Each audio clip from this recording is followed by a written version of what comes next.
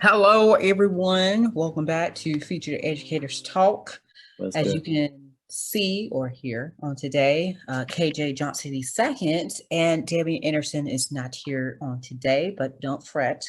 They'll be back in the next episode. So on today, we are going to talk about do non-zero policies help or hurt students? That is the topic. And let's get started because I'm ready. Go ahead, cause you hype, bro. Go. Let's go. So, Don't waste no with time. hey, all right. I waste no time for this one. Waste So, no with time. a non-zero, come on, get it together. With a no zero grading policy, the glass is always full. So, the controversial grading policy, which is rising in popularity across the country, sets the lowest possible grade for any assignment or test at 50%, even when students turn in no work at all. Mm-hmm. So, school systems like Fairfax County and the Philadelphia School District have Mm-hmm. adopted similar approaches in recent years, arguing that they all give their students a chance to succeed. These chances in grading policies are moving in tandem with national efforts to abolish letter grades and minimize the value placed on AP exams and ACT scores in favor of assessments focused on student skills, competencies, and work samples. Okay. So Okay. let me pause right there. I personally does not like zeros because number one, once you put that zero in that grade book, that student grades will go down from like Mm-hmm. an 84 to like a 76. Yeah. Yeah. So it's best if you turn it in. It's best to turn it in and then get a grade instead of not turning in and getting a zero. Because a zero will hurt your grade It tremendously. will. It will. So, and I like how it says that these changes in grading policies are moving in tandem with national efforts to abolish letter grades. I like that. Oh, they got an A plus. Okay, A plus in what? Oh, they got a B plus in math. Okay, a B plus in what? Where's the grade? B plus is what? That's like a 70 to an 80. What? Okay. Oh, so you want percentage? Mm-hmm. Okay, so you would rather do the percentage scale than to do a grading scale, right? Right. So 90 to 100 is an A, and Mm-hmm. then 89 to what 72 is a B, Mm-hmm. and then 71 to about a 65 was that's a C. Okay. I I okay. I can agree with you on that. Mm-hmm. I can agree with you on that. But I can agree with you too and say get rid of the zeros. But then ask yourself this question: what does zeros really signify? What do zeros really signify? Because in school, what did I tell y'all about the test? A test is not going to get you a job. Right. It doesn't teach you social skills. Mm-hmm. So we can say that about a zero. What is zero going to do? A zero going to say what you failed, you ain't getting no job. Not many people weren't really that smart in high school, like making money now. And I'm pretty sure they got a lot of zeros. But Hey. what did that teach them? Interview skills. What did Edtopia say? Like I mean, what did the research that you did? What else did they say about that? Because I really want to know about that. What else did they say? Because then I got some research for you. Ooh. Ooh. We got double the research today. Um. Let's see. In the last decade, at least 15 state legislatures and board of education have adopted policy to incentivize their public schools to preparize measures other than grades when assessing student skills and competencies. And more recently, over 150 of the top private high schools in the U.S. storied institutions which have long relied on the status and convoy by students' ranking have pledged to shift to new transcripts that provide more comprehensive qualitative feedback on students while ruling out any mention of credit hours, GPAs, or A through F grades. Okay. And that's what they feel is the best suit for the students. The best opportunity. Okay, so okay, so this one says, why give zeros? Good. So they said teachers, you notice it didn't say educators, it said teachers. Give zeros to reflect work that a student hasn't done. Pretty much what you said, right? Right.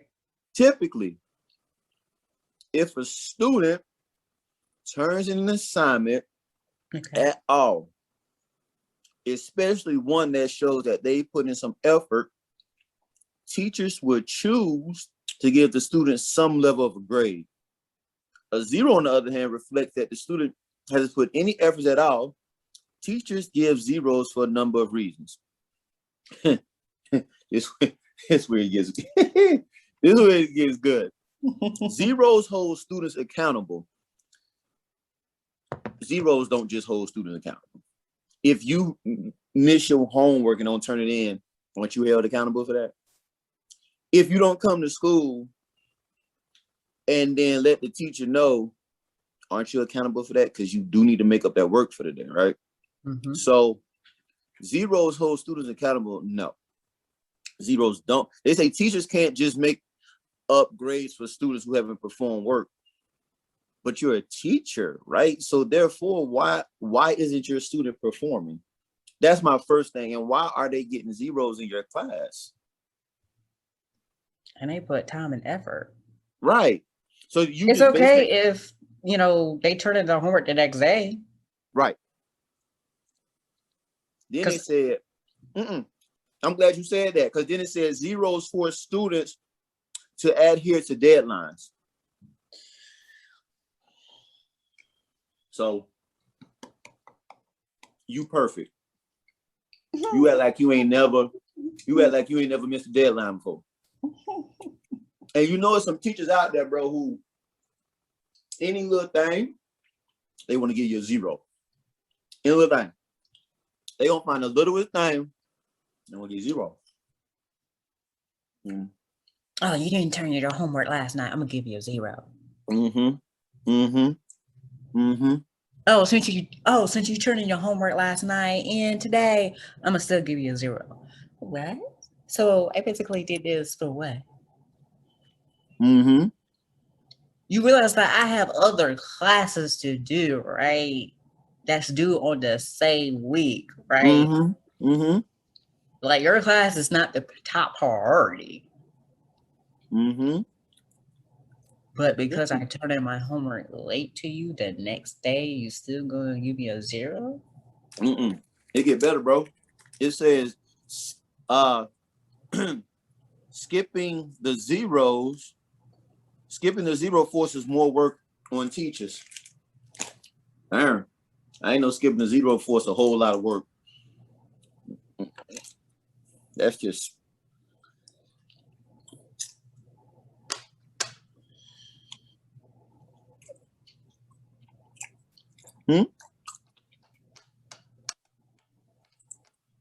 So why not give zeros, right?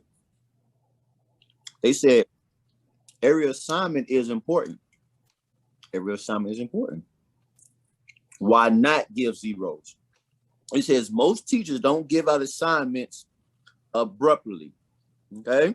They want students to learn the assigned material, whether that's writing a detailed paper for English that's intended to hone their writing skills or performing complicated math equations. If teachers only give assignments that are genuinely important, then it is equally important that students actually complete them. Giving an incomplete grade instead of a zero forces students to actually complete those assignments. even if they get to it a little late. I take an I every day. I give a kid an I. Incomplete, I give you I before I give you 0. Because you do good on it. Should I snatch that A from you? No. Exactly. So if I give you an I, you'll do it. Because you know whatever grade you deserve, that's what that I gonna become. What you think? I agree.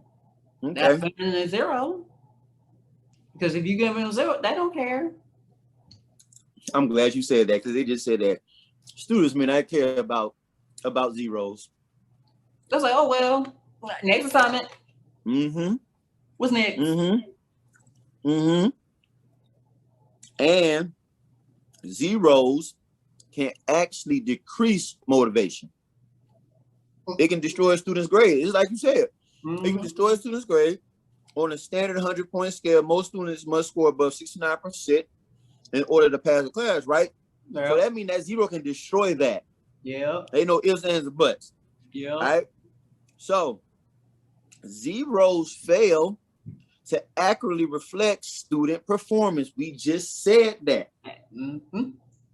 We just said that.